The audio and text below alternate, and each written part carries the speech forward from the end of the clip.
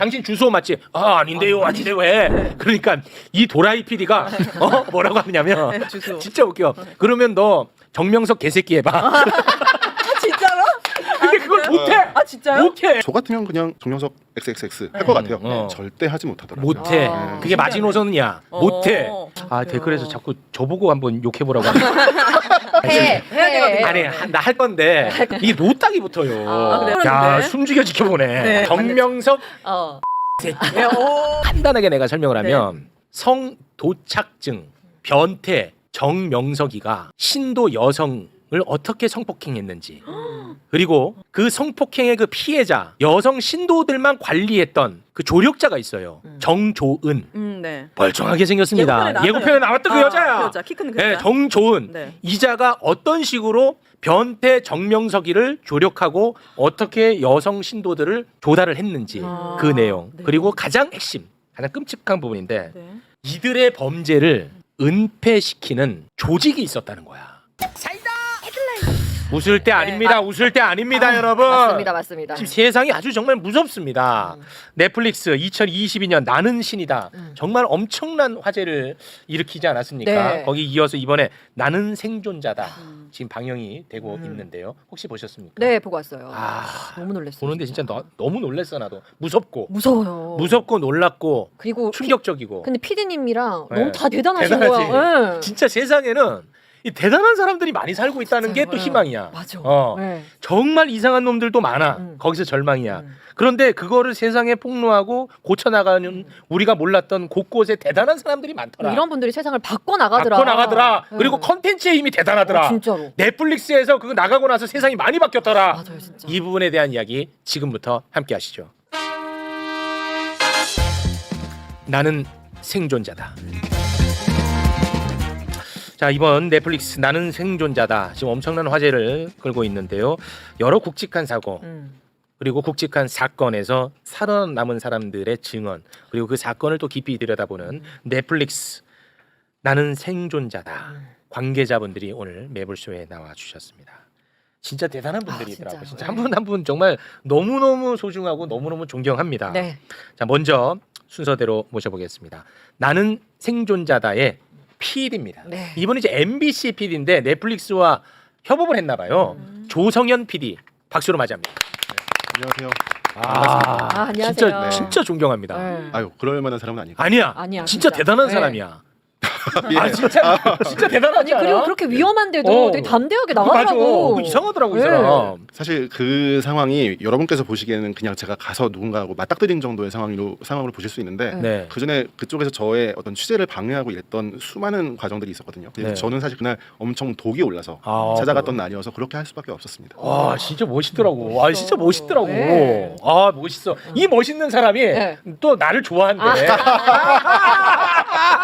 뭘 또 아닌 척합니까? 네, 어. 얘기하면은 괜찮을까? 아니, 하지 모르겠는데. 마세요. 네, 저는 네. 얘기는 한번 하고 싶어요. 네. 저는 구독자고요. 어. 그리고 특히나 계엄 상황에서는 매불쇼가 저에게 매우 큰 힘과 용기를 와. 줬다. 아, 네. 나 진짜 너무 이 영광.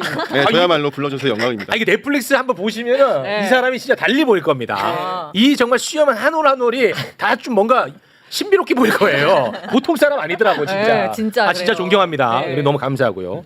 자 그리고 시청자의 눈으로 함께 소통하고자 오윤의 대표님이 나오셨습니다. 박수로 맞이합니다. 네 반갑습니다. 은혜입니다. 저 좀 비겁한 것 같아요. 저는 보지 못했어요. 더 좋아. 무서워서. 더 좋아. 아, 그래요? 어. 오늘 방송 끝나고 정주행하도록 노력해보도록 아 더 하겠습니다. 좋아요. 아, 그래요? 예, 근데 진짜 보기는 어려워. 그러니까 막 멋있다고 했잖아요. 제 눈엔 어. 그냥 PD님이시거든요. 아. 그냥 교수님이시고. 맞아. 아직 그런 그 후감 없어요. 네. 진짜 멋있어 이 사람. 그럼 넷플릭스의 체육 씨 팬이면 다음 시리즈로 계엄 속의 체육 뭐 이런 거 아, 한번 그래 장난하는 사람 아닙니다. 알겠습니다. 네, 고맙습니다. 네. 네. 자 그리고 JMS와 그야말로 진짜 한평생 본인의 인생을 갈아 넣으면서 싸워온 한 분이 계셨습니다.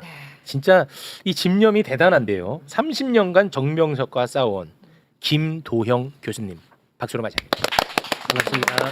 네, 안녕하세요. 네, 나와주셔서 고맙습니다. 더 라이브에서 한번 인터뷰를 한 바 있죠. 네, 그때 굉장히 그 충격적인 말씀을 많이 하셔가지고 큰 화제가 됐었습니다. 네, 근데 그 더 라이브는 생방이었거든요. 네. 네, 생방은 시간이 제한이 돼 있지 않습니까? 네. 생방 시간보다 더 넘쳐났었어 그때.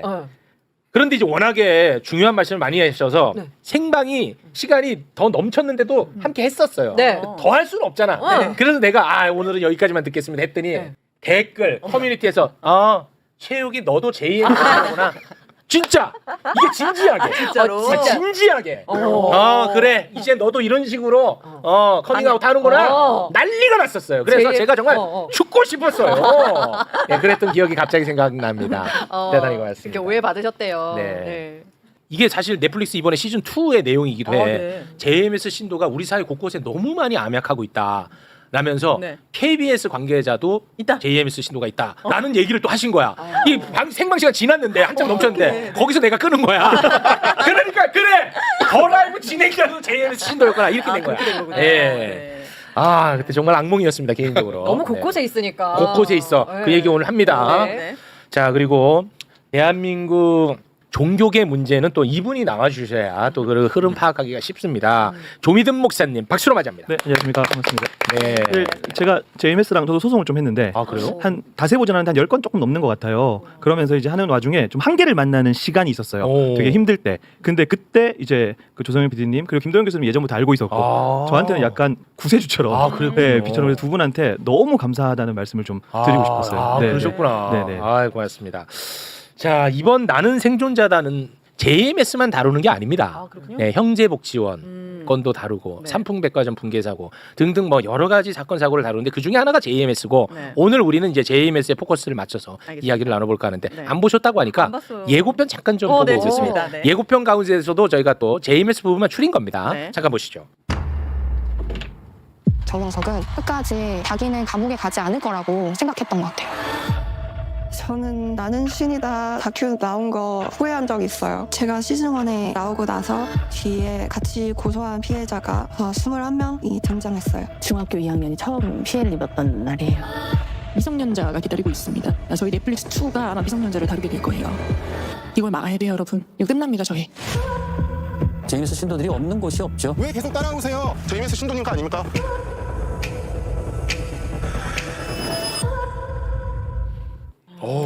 보니까 또 무서운데. 영화가 아니고 실화잖아요. 실화입니다. 다큐예요, 다큐. 미치겠다, 네. 그리고 컨텐츠의 힘이 엄청납니다. 일단은 나는 신이다 이후 정말 많은 것들이 바뀌었죠. 일단 JMS의 신도들이 제가 알고 있기로는 절반 이상 줄었다고 와, 알고 있어요. 엄청난 성과를 내신 거야.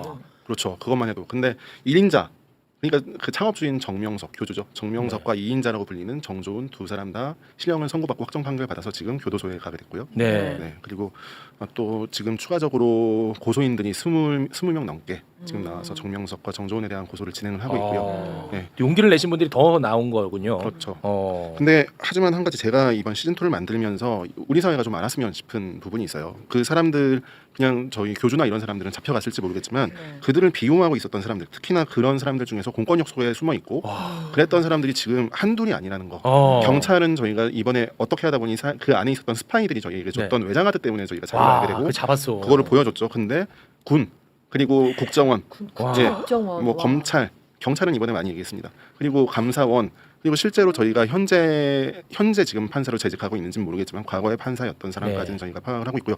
진짜 온 곳에 다 있습니다. 와. 신도 3만 명짜리 종교에서 이런 일을 저지를 수 있다면 어떤 일이 다른 종교에서는 어떤 일이 벌어질 수 있을까? 와. 홀리마더 앞에서 큰절했다는 분 계시죠? 권성동. 제가 찌르면 나옵니다 그냥. 저는 죄송해요. 그냥 찌르면 나와요. 예, 죄송합니다. 네. 말 잘 예, 오늘 뭐 그 이슈는 아닌데. 네. 요거 이번에 그 시즌 2가 내용이 뭐냐면 간단하게 내가 설명을 하면 성도착증, 변태, 정명석이가 신도 여성을 어떻게 성폭행했는지 그리고 그 성폭행의 그 피해자 여성 신도들만 관리했던 그 조력자가 있어요. 정조은. 네. 멀쩡하게 생겼습니다. 예고편에 나왔던 그 여자야. 그 여자, 키 큰 그 여자. 네, 정조은. 네. 이자가 어떤 식으로 변태 정명석이를 조력하고 어떻게 여성 신도들을 조달을 했는지 그 내용. 네. 그리고 가장 핵심, 가장 끔찍한 부분인데 네. 이들의 범죄를 은폐시키는 조직이 있었다는 거야. 근데 공권력을 그 가진. 공권력을 가진 조직이었던 거야. 와. 그 가운데 경찰이 있었던 거야. 근데 그 경찰 얼굴을 실제로 까고 그 경찰을 추적하고 경찰을 찾아갑니다. 우와. 주수호라고. 주수. 근데 네. 본인한테 물어봐. 당신 주수호 맞지? 아닌데요, 아닌데요 해. 네. 그러니까 이 도라이 PD가 뭐라고 하냐면 네, 주수. 진짜 웃겨. 그러면 너 정명석 개새끼 해봐. 아, 진짜로? 근데 그걸 그래요? 못해. 아 진짜요? 못해. 정명석 개새끼를 못한다고? 못한다고. 아 그럴 수가 있나? 와 대단한 사람이야 이 사람. 저도 그걸 못할 줄은 몰랐어요. 왜냐하면 주소라는 그 경찰관은 정말로 시작부터 끝까지가 거짓말이에요. 그리고 그 사람들, 그러니까 제임스 신도들은 이것을 모사라고 부릅니다. 선의의 거짓말. 선의의 그것은 거짓말. 하나님을 위해서 하는 것들은 선의의 거짓말, 모사라고 하는데 그 모사를 하는 과정에서 저 같으면 그냥 정명석 XXX 할 것 같아요. 절대 하지 못하더라고요. 못해. 아, 그게 마지노선이야. 못해. 근데 실제로 그 카메라를 들고 간다니까. 근데 그게 심지어 무섭게도 우리가 너무 흔히 볼 수 있는 서초 경찰서에 있었던 거야. 서울이요? 뭐야 웬일이야? 그럼 그 사람은 지금 무슨 단계에 있어요? 수사나 이런 거 받아요? 와 근데 이게 이 컨텐츠의 힘이야. 결국은 그 사람을 쫓아냈죠. 아직까지 쫓아낸 건 아니고 아, 직위 해제 직위 해제요? 상태입니다. 그러니까 뭐 대기 발령 정도죠. 아직까지 판결은 나지 않았습니다. 수사 과정 중이고요. 네. 그래요? 댓글에서 자꾸 저보고 한번 욕해보라고. 지금 해야 되거든요. 아니 나 할 건데 할 건데. 이게 노딱이 붙어요. 아, 그래요? 하긴 할 건데. 네. 나 아까 시원하게 해버렸는데. 야 숨죽여 지켜보네. 네. 드디어 이제 밝혀집니다. JMS 정명석 새끼. 네, 내 손에 죽는다. 했어. 아니야. 우리 저 교수님 뭐 이 사건에 대해서 모르시는 분들도 계실 테니까 우리 교수님은 왜 정명석과 일생을 그렇게 싸우고 있는지 그거 짧게 좀 일단 소개를 부탁드리겠습니다. 일생을 거쳐서 싸웠다까지는 아니고요. 1995년 대학 다니던 시절에 이제 친하던 친구가 이제 자기 교회가 좋다. 자기는 그 교회 가서 술도 끊었고 담배도 끊었다 해서 좋은 교회인 줄 알고 일반 교회인 줄 알고 따라갔습니다. 그런데 거기서 정명석 설교를 들으면서 좀 이상한 낌새를 챘고 좀 더 알아보니까 이게 방송에서나 보던 이제 사이비 종교 집단이고 근데 특히 정명석이가 하는 못된 짓이 상상을 초월한다는 걸 알고는 근데 그런 사이비 종교 집단이 전국에 있는 모든 대학의 서클로 다 들어가 있는 걸 보고는 이거는 말도 안 되는 일이 벌어진다 하고 이제 문제 제기를 하다가 점점 이 싸움이 격화가 돼서 끝까지 가게 됐습니다. 근데 그 싸움이 이제 중간중간에 굉장히 어려움이 많았어요. 실제로 그 테러를 당하셨어. 네, 아버님께서 대본 보니까 그죠. 교수님께서 약간 저 말을 꺼리시는 것 같아서 제가 그런가요? 말씀을 드리자면 제가 교수님의 아버님이 생전에 살아계실 때 뵌 적이 있어요. 그 아버님을 뵀을 때 저는 그냥 말로만 듣던 뭐 테러를 아들 대신 당하셨다라고 하는데 기억나는 게 두 가지입니다. 첫 번째는 아버님이 눈을 깜빡이질 못하셨어요. 테러의 후유증으로 평생 눈을 깜빡이지 못하셔서 구리스를 눈에다가 이렇게 바르셨던 어떻게 기억이 나고요. 눈이 메마르니까요. 그런데 또 한 가지는 저도 약간 이게 울컥했던 건데 아버님께서 내 아들이 피해를 입지 않고 내가 당했으니까 얼마나 다행이냐라는 말씀을 하셔서 저는 이걸 어떻게든 다뤄야 되겠다라는 생각을 했습니다. 교수님께서 그 말을 매우 아끼시는 중이죠. 약간 교수님 울컥하실 수 있을 것 같아요. 네. 진짜 JMS 측이 되게 잔혹한 게 가족들까지 이렇게 직접적이고 테러를 했다는 것 자체가 범죄 단체 아니에요? 이러면은? 그렇습니다. 그 팀이 따로 있어요. 이번 넷플릭스를 보면은 네. 그것만 전담으로 하는 팀이 있습니다. 막 폭행하고 협박하고. 그 미행하고 따라다니고 괴롭히고 네. 아주 무섭습니다. 근데 이렇게 방치되고 그렇게 많은 범죄들을 저질렀다는 게 네. 우리나라가 사법국가 아니에요? 법치국가 아니에요? 근데 그 굉장히 보는 게 힘든 게 네. 이 젊은 그 여성 신도들을 그 성폭행하는 그게 난 너무 힘들더라고. 얘는 이해가 안 되네. 좀 문제가 있는 거죠. 그러니까 범죄를 떠나서도. 그럼 여기 정상적이지 않은 거고 당연히 네. 온통 교수님께서 표현하셨지만 온통 머릿속에 그거밖에 없는 사람인 거예요. 그러니까 이 사람이 섹스밖에 이제. 없어 얘는. 잘라야지. 맞아. 나는 진짜 거세를 해야 돼. 근데 그런 부분을 좀 말씀을 드리고 싶은 게 뭐냐면 정명석이 이제 구속이 2번 됐잖아요. 네. 첫 번째 구속을 당했을 때 이후에 사람들이 정명석이 감옥에 가니까 사람들 기억 속에서 사라진 거예요. 그러니까 대부분 이런 단체들은 경각심을 좀 가지고 사람들이 예방을 해야 되는데 오히려 사고 치는 사람이 들어가 버리니까 대학가에서 더 활발하게 활동을 하기 시작했던 거예요. 그래서 나는 신이다의 파급력이라는 게 뭐냐면 그 전까지는 중학생 아이들, 고등학생 아이들한테 JMS라고 하면 애들이 전혀 몰라요. 요즘에 중고등학생 아이들. 근데 지금은 나는 신이다 이후에 중고등학생들한테 JMS라 그러면 다 알거든요. 근데 그런 경각심을 가지고 있고 가지고 있지 않은 것은 이런 것들을 예방하는데 굉장히 큰 차이인데 오히려 정명석이 처음 감옥에 들어가고 대학가에서 소위 JMS에 보면 키 큰 여성들이 많은데 그런 여성들만 대학가에서 위장 동아리 만들어서 모델 동아리 만들고 그런 친구들만 모은 거거든요. 그러니까 이런 사건들이 벌어졌을 때 이런 경각심들을 가지고 계속해서 추적하는 것은 굉장히 좀 중요한 일이라고 좀 말씀을 드리고 싶어요. 네. 정명석이가 1차로 한번 그 수감됐을 때는 그거를 또 그 박해 프레임을 씌워갖고 오히려 더 활용을 했다면서요. 보통 이런 단체들 같은 경우는 우리 선생님이 이제 십자가를 지신다. 보통 대부분 그런 프레임이죠. 정명석이가 십자가 졌다. 예, 그러니까 JMS뿐만 아니라 대부분 이런 사이비 단체들의 프레임이 그래요. 교주를 향한 피해, 박해. 그렇게 되면 이분법적 사고 방식이 생기기 시작하죠. 네. 자신들을 공격하는 것은 모두 다 마귀, 사탄. 그러니까 외부에서 어떤 논리적인 이야기를 해도 사실로 받아들이지 않아요. 왜냐하면 그 출처 자체가 마귀에서 나오고 사탄에서 나오고 악으로부터 나온 거니까 네. 그 자체를 접촉하게 되면 죽는다라고 하는 개념이 사로잡혀서 네. 이게 뭐 JMS뿐만 아니라 소위 한국 사회에서 사람을 신격화하고 있는 단체들의 기본적인 특징이에요. 그러니까 이런 어떤 뭐 그 단체에 대한 문제 제기가 되었을 때 이걸 확인해 볼 생각을 하는 게 아니라 우리를 죽이려고 하는 우리 선생님이 고난을 받는 그러니까 10년 동안 형을 살았던 것도 고난을 받은 고난의 행분의 개념인 거지 이게 뭐 범죄를 저질러서 들어갔다 이런 개념으로 생각하지 않는 거죠. 이 완전 변태거든. 네. 얘가 그 수감 생활 중에서도 변태 짓을 하는 게 그 영상으로 잡힌 게 하나 있던데. 그거 감옥에서도? 교수님이 그 제공하신 건가요, 그 영상? 예, 저도 제보 받은 겁니다. 그 영상을 준비했는데 감옥에서 가능해요? 그 감옥에서 어떻게? 아무튼 일단은 그거 보고 오겠습니다. 네네. 네.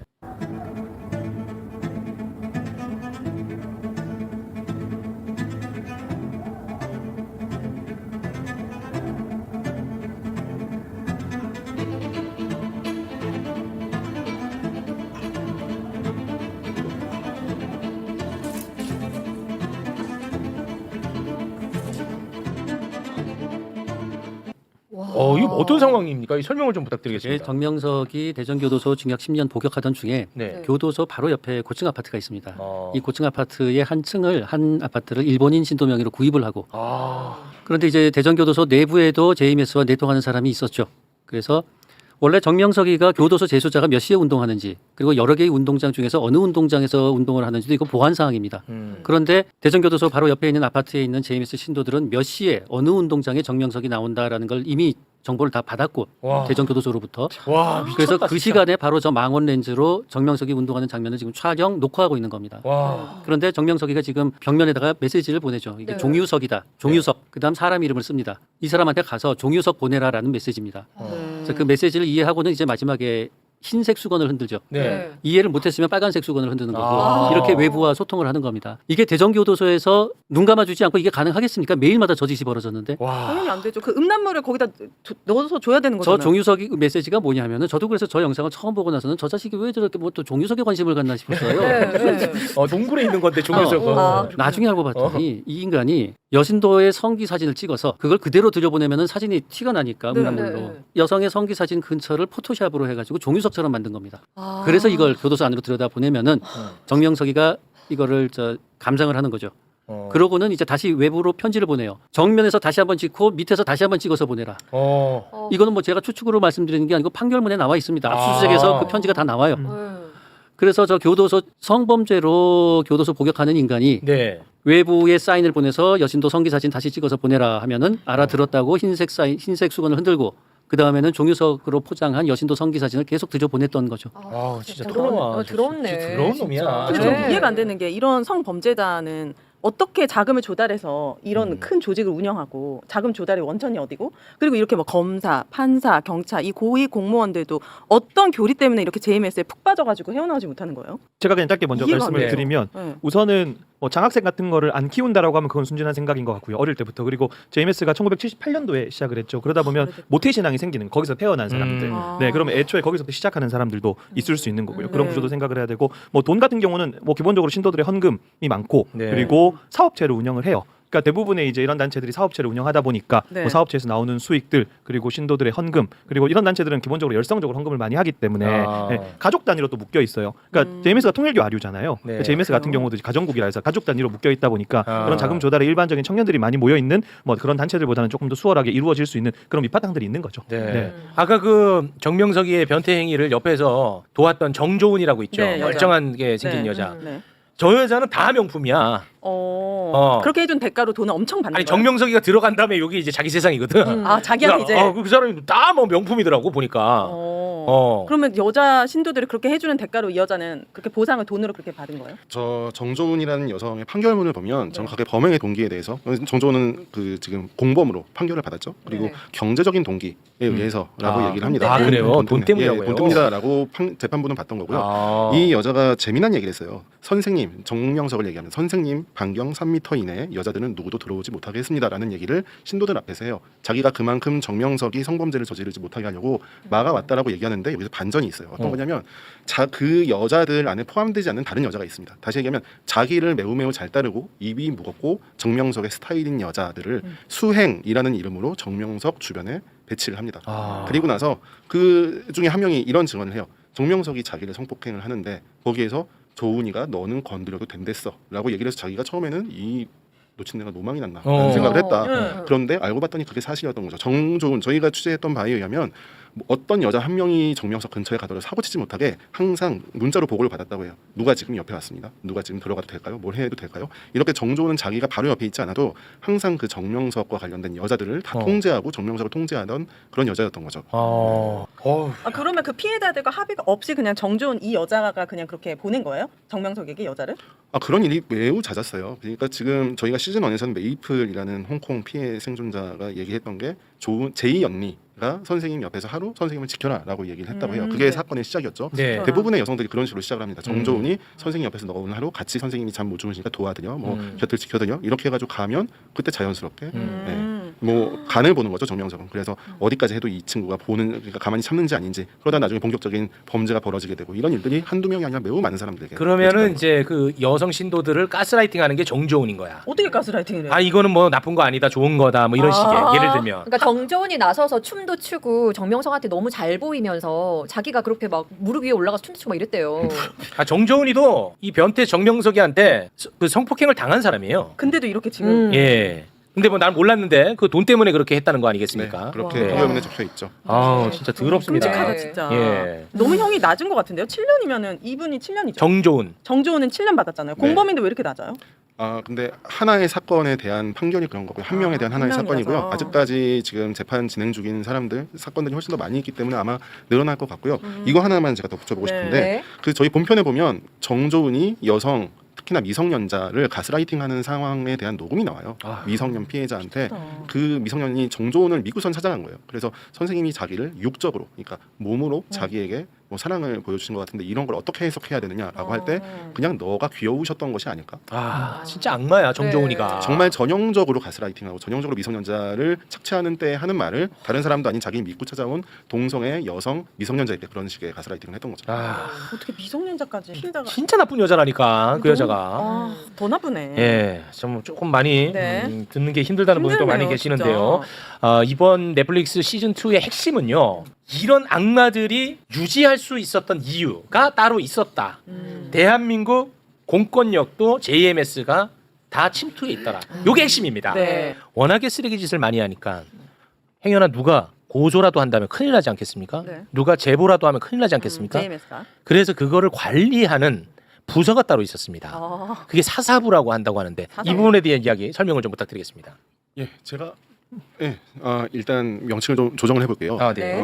JMS 안에 이런 예전에는 이거를 사건 처리반이라고 부르는 이제 이름이 좀 바뀌어서 대외협력국이라는 이름의 조직이 있었습니다. 여기는 저희에게 스파이를 침투시키기도 했던 조직이기도 하고요. 넷플릭스 1 찍는데 거기 제작진 중에 JMS 스파이가 있었어. 어떤 역할로 스파이? 와, 나 그 소름이 돋아 진짜. 이것도 좀 재미난 건데 어떻게 보면 진짜로 신이 존재하는 건가라는 와. 생각이 들게 되는데 네. 3,000명이 들어가 있는 프리뷰는 영상에 나오는 모든 글 혹은 말 이런 것들을 글로 받아 적는 일이에요. 그러니까 저희가 편집할 때는 매우 중요한 일입니다. 그거를 보고 저희가 편집점을 잡거나 이렇게 네네. 하니까. 근데 네. 그런 저희가 이제 그 비밀유지 서약 같은 것들을 받고 그러면서 저희 프로그램에 영상들을 보내주면 이제 영상을 보는 사람인데 네. 한 명이 신도였던 거예요. 네. 제이미스 신도 우연히 그것을 받아보게 되고 네. 이것을 받아보게 되면 그 사람들은 자기네 교주를 욕하는 걸 악평이라고 얘기합니다. 그래서 네. 악평 영상을 받았다. 어떻게 해야 될까요? 라고 거기 있는 교역자에게 그 파일을 보내줘요. 그랬더니 와. 나중에 회신이 온 게 하나님이 너를 통해서 역사하시는 것 같다. 와. 계속 받아라.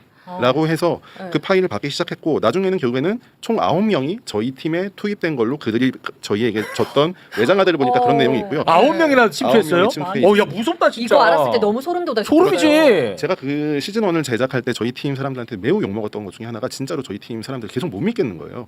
뭔가 촬영을 할 때 다음번 촬영 장소가 어딘지가 계속 유출이 되고 정보가 유출이 되고 심지어는 어떤 일이 있었냐면 정명석 구속접부심 심사할 때 거기에 있는 변호인 의견서에 저희의 프리뷰 파일이 원본이 그대로 들어가 있는 거예요. 와, 이거 저희 팀 안에 있는 누군가가 보내줬다라는 거잖아요. 그렇지. 그래서 누굴까 계속 고민하면서 오. 프로그램을 만들 수밖에 없었던 거예요. 그러니까 네. 모두를 의심할 수밖에 없는 상황이었죠. 근데 알고 봤더니 JMS에서 저희의 프리뷰어로 자신들의 신도들을 투입을 했던 거고 그래서 어떤 일이 벌어졌느냐 뭐 와. 그 사람들뿐만이 아니지만 이 프리뷰 9명이 있으니까 저희 편집본까지 다 받아본 거예요. 네. 나중에 그냥 원본뿐만이 아니고 편집본까지 모든 것들 다 받아볼 수 있었던 거고 메이플이 저희와 같이 이제 영상 촬영을 하기로 한 걸 처음에는 홍콩에서 같이 줌 화상회의를 하면서 이 여자가 진실을 말하는지 아닌지를 알아보려고 저희가 그냥 인터뷰를 했어요. 그랬는데 거기서 메이플이 저는 얼굴도 공개할 거예요. 다 얘기할 겁니다. 한국 가서 인터뷰를 할 거예요 라고 얘기를 해요. 그러니까 이제 JMS 쪽은 그게 발칵 뒤집혀진 거죠. 난리 났겠지. 메이플이 온다고 얼굴까지 공개한다고 그러면서 난리가 났던 거고 그래서 그때부터 홍콩 공항에서 하루 24시간 계속해서 신도들이 돌면서 언제 들어올지 모르니까 거기에서 메이플이 들어오는 걸 막으려고 하고 있었고 한국에서도 이 친구가 들어오는 날 기다리고 있다가 한국에 입국하기가 무섭게 저희들을 미행하기 시작했어요. 미행했어. 네. 그런 일들이 벌어졌어요. 전 처음에 이 조직이 어떻게 이런 일들을 할 수 있나라고 생각을 했는데 아주 사소하다면 사소한 거지만 저희 팀 안에 있는 프리뷰어들을 와. JMS 신도들이 담당하면서 그런 일들이 벌어질 수 있었던 네. 거예요. 어떻게 밝혀진 거야? 이 사람들이 신도들이었다는 건 나중에?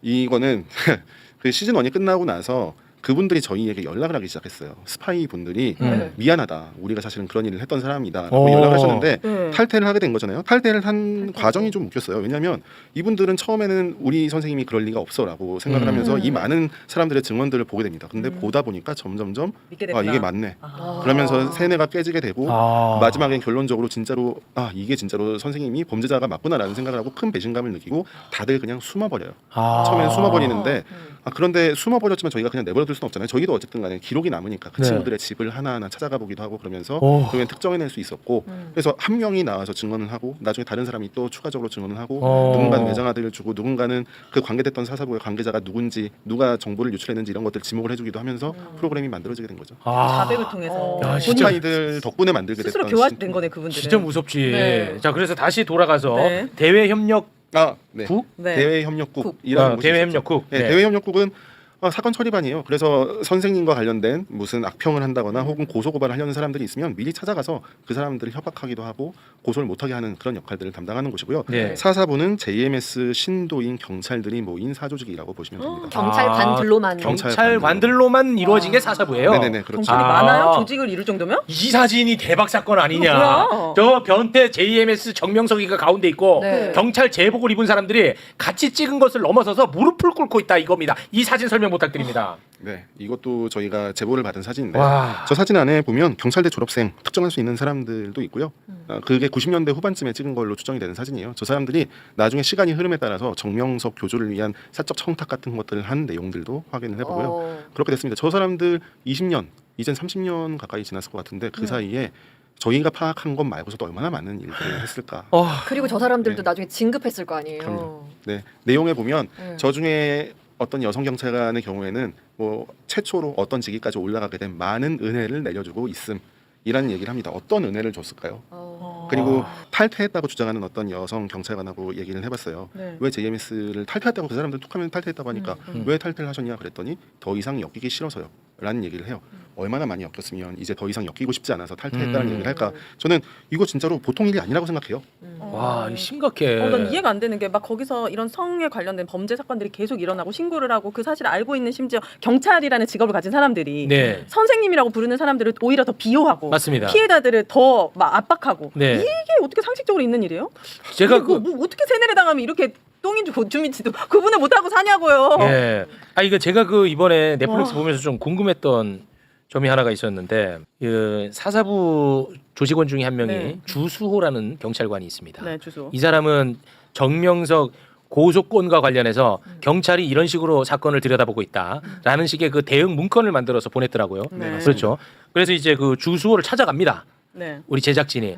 그래 너 이거 주수호지? 정명석 개새끼 해봐. 막 이렇게 한단 말이에요. 근데 제가 궁금했던 건 뭐냐면 사전에 협조문까지 보낸 다음에 이제 찾아가잖아요. 근데 같이 있던 그 경찰관들이 주소를 굉장히 비호해줘요. 동료들이. 그러니까 동료로서의 비호인 건지 아니면 우리가 모르는 뭔가가 더 있는 건지 어떻게 보고 있습니까? 그것까지는 제가 뭐 확인할 수는 없지만 확실히 말씀하신 대로 이 경찰 한 명을 잡는 데까지 매우 큰 노력이 필요했어요. 왜냐하면 제가 방송에는 나왔지만 서초경찰서를 찾아갔을 때 제가 그 전에 사전에 전화를 요청하기도 하고 네. 그리고 주소에게 뭐 어떤 반론권을 행사할 수 있다라고 얘기할 때 계속 숨거든요. 네. 찾아가서 어떤 이유 때문에 저희가 찾아왔다라고 얘기를 하는데 저하고 말싸움을 하면서 일부러 저의 시선을 다른 쪽으로 뺏기게 합니다. 경찰들이 그런 다른 경찰들이 그런 사이에 제가 그 다른 경찰과 말싸움을 하고 있을 때 주소가 저를 피해서 이렇게 지나가는 모습이 보여요. 그러니까 도주로를 확보해주죠. 그거는 그때뿐만이 아니에요. 다른 곳에서도 이 사람이 우면 파출소로 나중에 이제 발령이 나게 되는데 저희가 이제 이 사람을 취재한다는 거를 서초경찰서에서 알게 된 뒤로 네. 근데 거기에서도 저희가 이 사람을 취재하려고 하니까 못 들어오게 저희가 그 사람을 접근하지 못하게 막아주고 뭐 이런 일들이 벌어지기도 아니 했고요. 어떤 촬영팀인지 아는데 왜 비호하냐고 동료 경찰들이. 나는 그게 너무 궁금하더라고 보면서. 또 더한 것도 있었어요. 사실은 주소라는 사람은 저희가 그냥 확인한 게 아니고 다른 증거인멸 사건 판결문에 이 사람의 이름이 적혀 있었기 때문에 알게 된 사람이에요. 방금 전에 나왔던 대외협력국이라는 곳에 있었던 대외협력국장과 대외협력국원이 증거인멸, 정명석과 관련된 사건에 증거인멸을 해서 그래가지고 이제 그 사람들이 실형을 선고받게 되는 일이 있는데 거기에서 증거인멸을 하라고 시킨 사람으로 주소라는 이름이 언급이 돼요. 그렇다면 경찰은 수사를 하는 과정에서 주소라는 사람이 이 사건에 개입이 돼 있다는 사실을 알고 있었을 텐데 이 사람을 송치하기는커녕 어떤 수사도 하지 않고 그냥 본명도 아닌 주소라는 이름으로만 적어서 그냥 판결문에 적시가 되게 만들어 놓았죠. 와. 그리고 또 나오는 사람이 그 임모 경장이라는 사람인데 이분의 행보도 아주 무섭더라고요 저는. 나는 신이다를 통해서 메이플이 이제 가장 최초의 고소인으로 알려져 있는데 네. 실제로 메이플 고소보다 7개월 전에 미국인 여성이 고소장을 접수를 했습니다. 개인 차원으로. 그렇죠. 네. 개인 혼자서 한국말도 잘 못해요. 거의 네. 못하는 아가씨가 이제 참다가 이제 경찰에 신고를 합니다. 네. 서울 종로경찰서에 신고를 하니까 종로경찰서에서는 이제 급하게 미국 대사관에다가 통역을 좀 보내달라. 그래서 간략하게 문답을 하다 보니까 이제 정명석이라는 사이비 교주놈이고 정명석의 주소지가 충남 금산이니까 네. 그 미국 여성의 신고를 금산경찰서로 보냅니다. 어머나. 그런데 바로 그 수사 서류가 기초 수사 서류가 금산경찰서에 가던 그 날짜 전후로 당직을 서던 사람이 제임스 신도라는 증언이 있어요. 와. 그러니까 너무 무서워. 누군가가 우리 선생님이 교도소 출소 후에 처음으로 고소를 했다. 그 여자의 이름은 뭐고 국적은 미국이고 이게 금방 제임스에서 먼저 알게 되는 와. 거예요. 네. 피해자 제대로 조사도 하기 전에. 네. 와. 그러니까 이 여성은 자기는 아직 피해자 진술도 안 했는데 네. 먼저 자기한테 연락이 와서 네가 우리 선생님 고소하지 않았나. JMS 측으로부터 연락을 받은 거예요. 와, 이 소름이야 무섭겠다. 이거는. 그러니까 정말 무서웠죠 이 아가씨. 진짜 무섭지. 게다가 주변에 한국 사람 아는 사람 하나도 없다고요. JMS 안에서 한국 친구 그나마 사귀었는데 이제 탈퇴를 하니까 이 대한민국 땅엔 자기밖에 없는데 그 JMS 정명석을 고소했다고 바로 연락이 오니까 공포감에 휩싸였고 네. 그렇죠. 그래서 그 분을 저도 만나본 적이 있는데 이렇게밖에 말할 수밖에 없잖아요. 그 아가씨는 한국 경찰 부패했다. 그렇죠. 내 스스로 누구한테도 했다는 얘기를 한 적이 없는데 경찰서에 사건 접수하자마자 며칠 만에 JMS 신도들한테 연락이 오면은 야. 그래서 그 아가씨가 결국에는 고소를 취하를 했죠. 아이고. 그래서 한 가지 더 말씀드리고 싶은 거는 그 사건이 금산경찰서로 내려갔지 않습니까? 네. 그러면 금산경찰서에서는 정명석이가 전자발찌찬 전과자가 또 성범죄를 저질렀구나라는 걸 인지를 했잖아요. 그렇죠. 초비상이죠. 비상은 전혀 아니고 사건은 이제 다시 충남 경찰청으로 가게 됩니다. 근데 어쨌든 관할 경찰서면은 금산 관할에 있는 게다가 성범죄자 등록된 사람이에요. 네. 이 사람이 또다시 성범죄를 저질렀다라는 정보를 입수를 했으면 뭔가 조치를 취해야 될 거예요. 당연하죠. 네. 아무것도 한 게 없어요. 결과적으로 고소인 정보 누설한 것만 되지. 네. 왜냐하면 8월 달에 미국인 여성의 고소장이 금산경찰서에 왔는데 메이플의 마지막 피해가 9월입니다. 그 녹음 파일이. 그럼 메이플만 피해 입었겠어요? 아니죠. 훨씬 많은 피해자들이 그 후에도 계속 피해를 입었는데 금산경찰서는 도대체 뭐 한 겁니까 지금까지?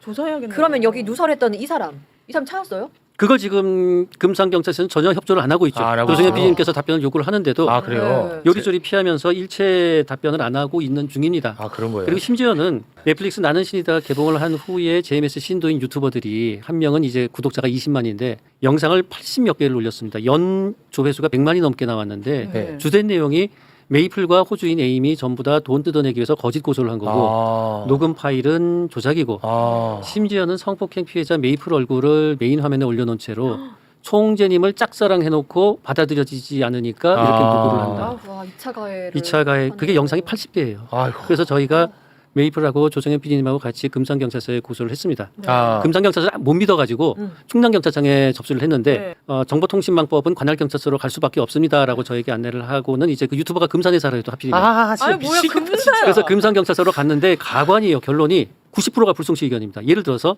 메이플의 녹음 파일이 조작이다라는 것은 의견 표명에 불과하기 때문에 명예훼손이 아니다. 메이플과 에이미가 돈을 뜯어내기 위해서 허위 고소를 했다. 이것도 단순한 의견 표명이지 구체적인 사실의 적시가 아니기 때문에 명예훼손 아니다. 불송치. 이렇게 해서 고소 사실의 40~50개를 전부 다 불송치 처분을 해버리는 말도 안 되는 짓을 한 게 또 금산경찰서예요. 근데 경찰관 한 명이 그런 짓을 할 수는 없잖아요. 그러니까 제가 드리는 말씀이 한 명이 아니에요. 한 명이 아닐 거라고 금산경찰서는. 이제 추측하시는 거예요. 그러겠네요. 그래서 JMS가 금산에 있어요? 금산이 JMS 본부가 있는 곳이고요. 저도 금산경찰서에 대해서 진짜 계속 얘기를 좀 하고 싶은데 어. 이거예요. 저는 지금 방금 전에 나왔던 정보 유출, 고소 사실, 고소 기밀을 유출했던 경찰이죠. 이 사람에 대한 수사를 하라고 일부러 질의서에 저희가 알고 있는 모든 정보를 다 집어넣어서 금산경찰서에 질의서 형태로 보냈어요. 네. 그러니까 이 사건이 벌어졌던 날이 언제였고 그 정보를 유출한 사람은 그날 당시 당직자였던 사람이고 그리고 어떤 식으로 정보를 유출해서 어떤 일이 벌어졌다. 그 사건의 피해자는 JB라는 이름으로 들어갔던 미국인 여성이고 그러니까 이 사람을 찾아보아라. 라는 의미로 저희가 질의서를 너무 구체적으로 줬어요. 거의 뭐 초동 수사까지 그렇죠. 마친 상태야. 그렇게까지 해줬으면 저는 이것에 대해서 금산경찰서가 최소한 내사는 진행할 줄 알았어요. 네. 그런데 저희한테 오히려 자기네들은 어떤 혐의도 제보 받은 바 없고 그리고 이것은 너희들이 차라리 그냥 고소를 해라. 우리들은 인지한 내용들이 없기 때문에 우리가 이걸 수사할 계획이 없다라는 게 그쪽의 대답이었어요. 저는 이해가 안 됐어요. 저희가 알려준 건 뭘까요? 그러니까요. 인지를 못한 게 아니죠. 그러니까 제가 다시 말씀드리고 싶은 건 30년 넘게 금산에서 벌어졌던 여성에 대한 성폭행 사건이 제가 봤을 때는 10,000건 이상일 거라고 생각해요. 근데 그 사건들이 벌어지는 동안 금산경찰서는 단 한 번도 제가 아는 한입니다.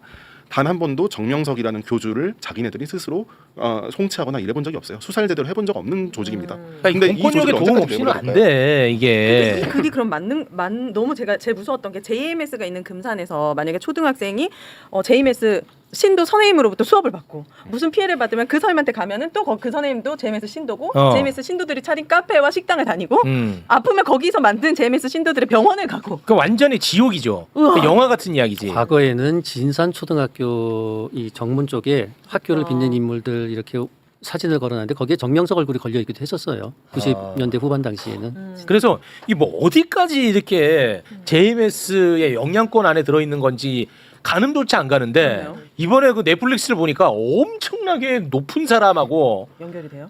정명석이가 또 사진을 찍은 게 있었어. 누구요? 얼마나 높아요? 검찰총장 진짜요? 사진 한번 볼까요? 이 사진 설명 부탁드리겠습니다. 저 사진은 이제 JMS 한때 등기상 대표였던 사람이 있습니다. 최고위 간부고 한때는 저에 대한 그 살인 예비 음모로 구속영장도 발부가 됐던 사람이 있습니다. 이 사람은 지금 대한민국에 굉장히 유명한 백화점, 신세계백화점, 현대백화점 뭐 이런 곳에 들어가 있는 고급 화장품이 있어요. 네. 샹프리라는 화장품인데 네. 이 샹프리를 소유하고 있는 그 주주가 전부 다 JMS 신도들입니다. 그런데 그 2대 주주죠. 대한삼보연맹 회장입니다. 현재 문성천이라는 사람인데 그 사람이 저 임채진 총장하고 언제부터 인연이 있었는지는 저도 참 궁금해요. 임채진 검찰총장 출신입니다. 그래서 임채진 총장이 정명석 출소 후에 아까 말씀드린 화장품 회사 회장이라고도 얘기를 하는데 문성천이 저 임채진 씨를 데리고 월명동을 가게 됩니다. 가서 사진을 찍고 명함 교환하고 이렇게 얘기를 하는데 저 임채진 씨는 정명석이 한국에 잡혀왔을 당시에 검찰총장이었던 사람이에요. 그러니까 그 정명석의 성범죄에 대해서 가장 잘 알 만한 사람이군요. 그렇죠. 기소를 했고 징역 10년이 확정될 때까지도 검찰총장이었던 사람인데 네네네. 그런 검찰총장이 그 성범죄자가 출세하고 나니까 굉장히 깡촌이거든요. 충남, 금산군, 진산면, 성막리, 월명동 와. 거기까지 검찰총장이 직접 찾아가서 와 웬일이야 이거. 전자발찌 찬 성범죄자와 반갑게 악수를 하고 저기 등산하고 하면서 찍은 저런 사진들입니다. 와 이거는 진짜 이상하다. 그래서 저 언제부터 저런 인연이 있었는지 왜냐하면 아까 말씀드렸지만은 문성천이라는 사람은 2003년에 저에 대한 살인 예비 음모로 구속 영장이 발부가 됐어요. 1번 죄명이 살인 예비 음모, 2번이 횡령, 3번이 이제 도청기 구매한 통신비밀보호법 위반입니다. 그러니까 JMS 신도이자 화장품 회장. 화장품 회장 지금 현재는 대한삼보연맹 회장입니다. 네. 삼보라고 하는 건 러시아 고유의 무술입니다. 네네. 그래서 살인 예비 음모로 판사가 범죄 혐의가 소명이 되고 증거인멸의 우려가 있다고 구속영장까지 발부를 했는데 네. 나중에 기소 단계에서는 살인 예비 음모가 빠져요. 맞아요. 그래서 저는 도대체 이게 어떻게 가능한가. 뭐야 이거. 나중에 또입니다. 이제 정명석이 징역 10년이 확정된 후에 임채진 씨가 검찰총장 시기에 그 문성천이가 중국에서 정명석 도피를 도와준 사람이 바로 그 사람입니다. 비밀 땅굴을 파고 그렇게 정명석을 도와줘서 이 사람은 중국에서 구속돼서 중국 공안에 의해서 징역살이까지 하고 한국으로 강제 추방이 됩니다. 네. 그때 이제 또 판사님께서 체포영장을 이미 발부를 해놨어요. 저 사람에 대해서. 네네네. 그런데 이제 서초경찰서 수사관이 이제 저에게 와서 조사를 좀 받아달라. 급하다. 지금 유치장에 넣어놨다. 체포영장 때문에 구속영장을 청구해야 되니까 내일 아침까지 와달라. 네. 아침에 갔는데 어젯밤에 나한테 좀 빨리 좀 와달라는 경찰관이 네. 저한테 이렇게 얘기를 해요. 김도영 씨, 당신은 고발인도 아니고 피해자도 아니니까 진술하지 마십시오. 증거 내도 받지 않겠습니다. 그래서 제가 참 화가 나가지고 당신 지금 사람 가지고 노냐고. 뭔데? 당신이 어젯밤에 나한테 아침 일찍 와달라고 하지 않았냐. 네. 그랬더니 자기도 민망하잖아요. 네네네. 저한테 하는 말이 김도영 씨 이거 검찰 사건 아닙니까? 고발장을 검찰에 접수를 했었거든요. 네. 오늘 아침에 검사한테 전화가 왔습니다. 김도형은 고발인도 아니고 피해자도 아니니까 김도형 진술조서 받지 마라. 그리고 김도형이 증거 제출해도 받지 마라. 이렇게 지시가 왔습니다. 김도영 씨. 믿기지 않으면 전화해 보십시오 하고 그 문 뭐라는 또 검사도 또 문시더라고요. 그래서 전화하셨어요. 그래서 했죠. 했더니 검사도 이제 제가 직접 전화할 줄은 몰랐는지 전화해서 따지니까 좀 굉장히 당황하긴 해요. 그런데도 똑같이 말합니다. 목소리를 굉장히 떨면서 김도영 씨 그 말이죠. 김도영 씨는 사건 피해자도 아니고 고발인도 아니니까 증거 내지 마십시오. 내도 안 받겠습니다. 그래서 제가 화가 나가지고 그랬어요. 이미 그 문성천이라는 사람은 정명석 도피한 걸로 인터폴 적색 수배자였어요. 네. 그 사람을 그렇게 도피를 시켜줬는데 중국은 그 사람을 징역살이 처벌하고 판결문을 외교부로 보냈죠. 그 사람은 중국에서 처벌한 판결문을. 네. 그래서 제가 그 검사한테 그랬어요. 그 사람 문성천에 대한 판결문이 중국 공안이 외교부 재외국민보호과로 판결문까지 보낸 걸 제가 확인했습니다. 네. 그랬더니 검사가 하는 말이 그러면 김도영 씨 판결문 가져오시오 나한테.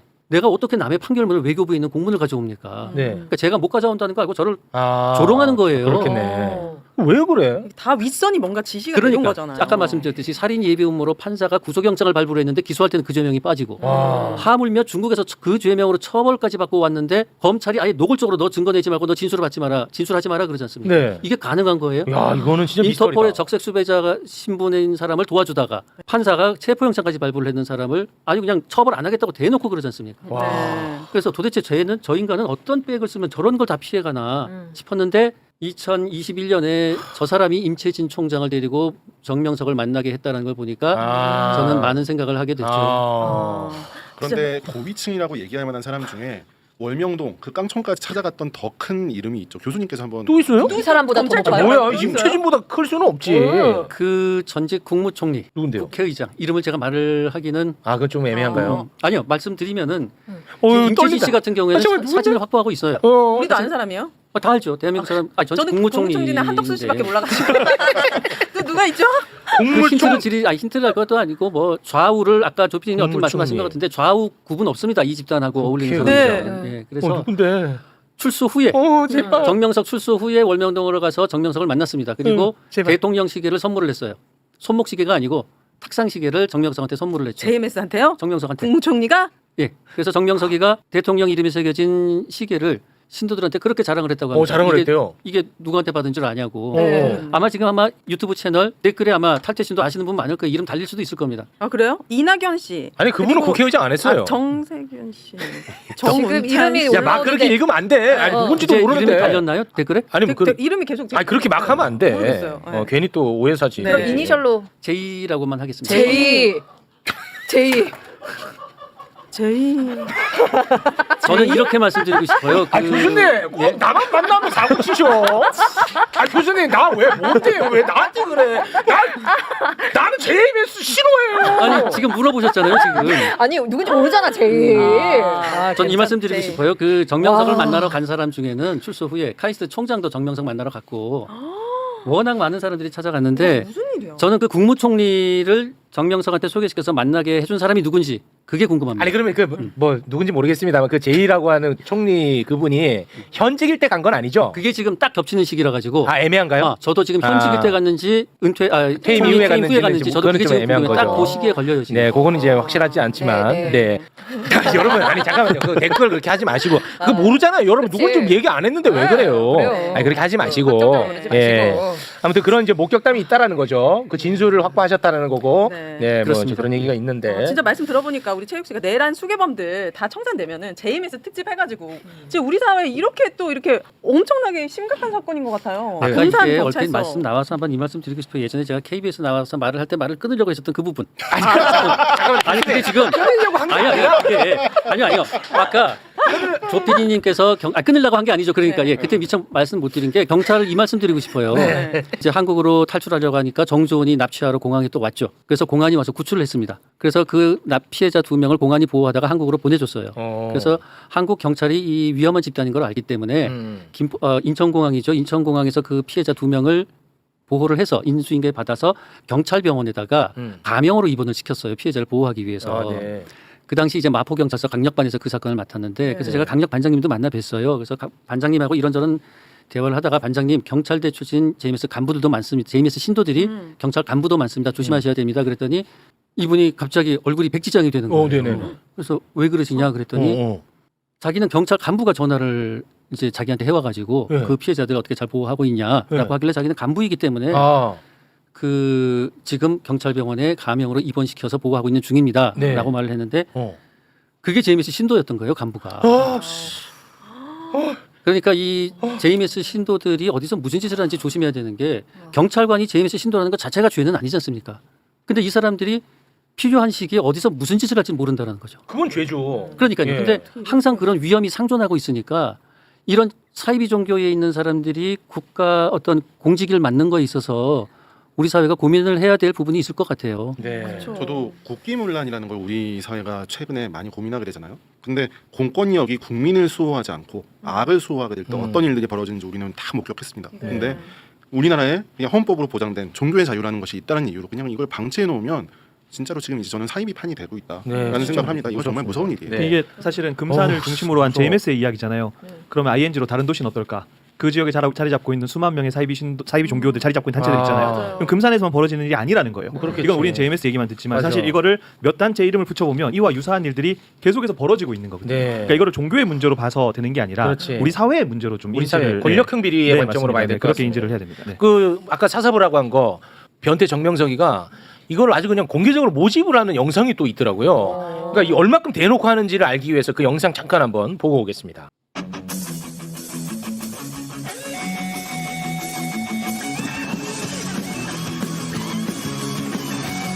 수사, 형사, 여청, 지역경찰, 교통.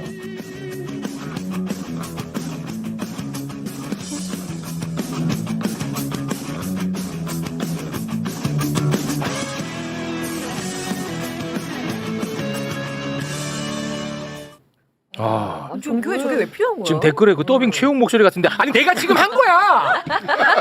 아이씨, 내가 지금 한 거라고. 아 왜 자꾸 의심해? 오늘 약간 어울리나? 네. 와 무섭다. 대놓고 해. 너무 무섭지 않아? 범죄자를 옹호하기 위해서 지금 막 대놓고 지금 나를 보호해라 이거잖아요. 와. 나는 진짜 이해가 안 가네. 이게 뭔가 막 엄청난 돈을 줘요? 아니 그러니까 그 얘기는 굳이 할 필요가 없는 게 이 그게 세뇌가 무섭다는 그게 이제 거예요? 사이비의 무서움이죠. 아 그렇구나. 예. 제가 한 용산에 근무하고 있는 군인 한 분을 만났어요. 용산. 그때는 김도윤 교수님도 같이 계셨습니다. 그래서 그 탈퇴를 한 군인이었으니까 만났는데 용산에 탈퇴. 근무한다는 건 어디에 근무하는지 대충 아실 수 있을 것 같아요. 대통령 그쪽이요? 용산. 그 탈퇴했고. 탈퇴를 네. 했고 근데 그분에게 제가 여쭤봤어요. 만약에 뭐 본인이었다면 선생님, 거긴 정명석을 선생님이라고 부르죠. 네. 선생님과 국가 중에 어느 것 하나를 골라서 보호해야 한다고 했다면 누구를 보호하셨겠습니까? 라고 했더니 만약에 자기가 현 신도였다면 당연히 선생님을 보호하는 일을 했을 것이다. 저는 모든 곳에서 이런 마음을 갖고 있는 사람들이 지금 퍼져 있을 거라고 생각합니다. 네. 와 진짜. 아 진짜 끔찍한 네. 일이 지금 현재 진행형이라는 사실을 네. 우리는 꼭 기억을 해야 될 것 같습니다. 네. 그나마 이렇게 그 JMS의 이런 더러운 것들이 세상 위로 올라올 수 있었던 것은요. 진짜 용기 있는 분들이 계셨기 때문입니다. 그렇네요. 메이플이라고 하는 생존자의 용기 있는 증언 네. 그리고 일생을 JMS와 계속해서 싸워왔던 우리 용기 있는 교수님 네. 그리고 이것을 끝까지 추적하고 파헤쳤던 우리 PD님 네. 그리고 우리 또 종교계에서 이 쉽지 않은 일이거든요. 조미든 목사님처럼 계속해서 싸워보셨던 이런 보이지 않는 곳에서의 영웅들이 계셨기 때문에 이렇게 또 우리가 접할 수 있는 것 같습니다. 네. 시간이 좀 많이 지난 관계로 끝으로 한 말씀씩 못다 하신 말 들으면서 마무리를 좀 짓겠습니다. 이 메이플 씨가 책이 곧 출판될 예정이라고 해요. 아, 그래? 8월 마지막 주에 예약 판매 시작 예정이고 흔적이라는 아. 제목으로 책이 나온다고 하는데 기회 되시면 많은 분들이 네. 읽어주셨으면 좋겠다는 생각을 해봅니다. 네. 네. 예, 거기에 한 마디만 덧붙이고 싶습니다. 메이플은 이제 저 책에 대해서 인쇄를 아예 안 받겠다. 받아서 기부가 아니고 아예 안 받을 테니까 피해자들 소송 비용으로 전부 다 사용해 달라. 아이고. 이렇게 해서 저희는 지금 받아야 된다라고 우기고 있고 네, 받으시지. 메이플은 안 받겠다 그러고 그럴 있는 필요 상황이라서 없는데. 여러분들 많이 저 책 응원해 주셨으면 부탁드리고 싶습니다. 네, 고맙습니다. 네네. 제가 두 가지만 짧게 좀 말씀드리면 첫 번째는 아까 나는 신이다 나오고 절반 이상의 탈퇴자들 절반 정도 나왔다고 하시는데 우리가 관점을 바꿔서 그런 탈퇴자들을 어떻게 할 건가에 대한 고민도 좀 해야 돼요. 우리 사회가. 사실은 JMS 같은 경우는 굉장히 오래 있다가 나오신 분들이 그렇죠. 많거든요. 저희 기관이 탈퇴자들을 대상으로 좀 정서 상담 이런 걸 제공해드리고 있어요. 근데 그런 수치를 보면 대부분 10에서 15년 정도 있다 나오신 분들이 제일 많아요. 그리고 뭐 20년 모태신앙, 30년 모태신앙 이런 분들. 그래서 비단 JMS뿐만 아니라 그런 사이비 단체에서 있다가 적응이 안 되고 뭐 중간에 학업을 포기했다든가 직장을 포기했다든가 이런 분들은 일상으로 돌아가는 게 너무 힘들어서 실제 스스로 목숨을 끊는 사례들이 꽤 많거든요. 네. 그러니까 우리 사회가 그런 분들에 대한 2차 가해가 아니라 저런 사람들을 어떻게 좀 회복시킬 수 있을까라는 고민도 좀 해봐야 되는 거고 특별히 뭐 JMS에서 나왔다 그러면 이런 사회적 현상을 이해하지 않고 진짜 좀 이상한 사람 아니냐 너도 이상하지 않아 이런 식의 2차 가해들은 우리가 좀 제약을 네. 해야 될 것 같고요. 네네. 얼마 전에 그 오연희님 추천사 쓰신 책이 하나 있어요. 나는 극우 유튜버에서 아들을 구출해왔다. 네. 제가 그 책 보니까 추천사 쓰셨더라고요. 네네. 그런 데 있다 극우 그다음에 사이비 종교, 네. 중독 이런 걸 보면 대부분 들어가게 되는 과정, 거기서 살았던 과정, 나오는 과정이 거의 일치하거든요. 그 얘기는 뭐냐면 도대체 저 사람이 어떤 이유 때문에 어떤 환경 속에서 컸고 또 어떤 환경이 그를 그쪽으로 인도했는가에 대한 단순히 종교에 대해서가 아니라 그 사람에 대한 이해가 우리가 좀 필요할 것 같아요. 네. 그래야 이런 부분들에 대한 경각심을 가지고 예방도 할 수 있고 동시에 회복까지 우리 사회가 좀 목소리를 낼 수 있지 않을까 네. 그런 말씀을 좀 끝으로 드리고 아유, 싶습니다. 너무 네. 고맙습니다. 고맙습니다. 네. 지금 제2 총리 찾기에 나선 분들이 지금 굉장히 많은데요. 네. 뭐 그렇게 정리하시죠, 네. 여러분. 너무 그렇게 하지 마시고. 정덕수라는 이름까지 지금 하고 있는데 한덕수입니다. H입니다. 좀 그만하시고. 우리 덕수 씨 네. 이제 네. 그만 냅둬요. H입니다. H. 힘드니까. 아 근데 진짜 목사님 말씀 너무 좋은 것 같아요. 왜 그렇게 많은 분들이 사이비 종교에 빠질까에 대한 고민이 필요한 것 같아요. 네, 맞습니다. 그쵸, 그만큼 소외되고. 이게 사실 맞아요. 그 책 보면 극우에 빠져 있는 사람들하고 어떻게 대화해야 되는가에 대한 내용인데 네. 사실 사이비 종교에 빠지신 분들하고 대화하는 방식하고 똑같아요 기술적으로. 네, 그래서 한 사람이 왜 그런 상황에 가게 됐는가라는 것을 좀 고민해보는 시간들이 우리한테 좀 네, 필요해 보입니다. 알겠습니다. 네. 우리 PD님은 다음 작품은 또 어떤 작품인가요? 다음 작품 얘기하면 일단 저는 집에서 쫓겨날 것 같아서. 그래 맞아. 이거 뭐 이런 질문 답 안 하셔도 돼요. 네. 결혼하셨나요? 그럼요. 저 애가 둘입니다. 아니 내가 왜 물어보냐면 이게 무서울 것 같아서. 가족들이 걱정을 많이 할 것 그래서 같은데. 여쭤보는 네. 건데. 제가 최근에 편지 한 장을 받았어요. JMS 탈퇴 신도로부터 받은 편지였는데 그게 저한테 보낸 게 아니고 저희 아들, 첫째 아들에게 보내준 편지였어요. 거기에서 저희 아들이 계속 아빠랑 못 놀고 긴 시간 아빠를 빼앗겼던 입장인데 너희 아버지가 그 시간 동안에 했던 일들이 얼마나 자랑스러운 일이고 좋은 일인지를 얘기해 주셔서 저도 사실은 그걸 보고 되게 울컥했는데 엄마가 이걸 읽어줬는데 저희 아들이 정말로 밝게 웃더라고요. 네, 그런 일들이 참 감사하죠. 어떻게 보면 우리 사회 미래를 위해서 더 사명감을 가지고 이분들이 진짜 목숨 걸고 뛰어주시는 거잖아요. 맞아요, 진짜. 네, 진짜 너무 감사하네요. 네. 진짜 멋있다. 집에 가서 진짜 무조건 정주행하고. 보면은 진짜 더 멋있게 느껴질 거야. 그래요? 왜냐하면 계속 화가 나 있거든. 진짜로 보기 힘들어서 보기 힘들다고 나 못 보겠다라고 얘기하시는 분들 계시는데 꼭 봐주세요. 왜냐하면 이거는 우리가 반드시 목격하고 바꿔야 하는 우리나라의 현재의 이야기입니다. 네. 맞아요. 알겠습니다. 자 보면은 진짜 멋있어. 그래요? 네, 꼭 봐주시기 바라겠습니다. 네, 네. 반성합니다. 꼭 보도록 하겠습니다. 자 오늘은 여기서 마무리를 짓겠습니다.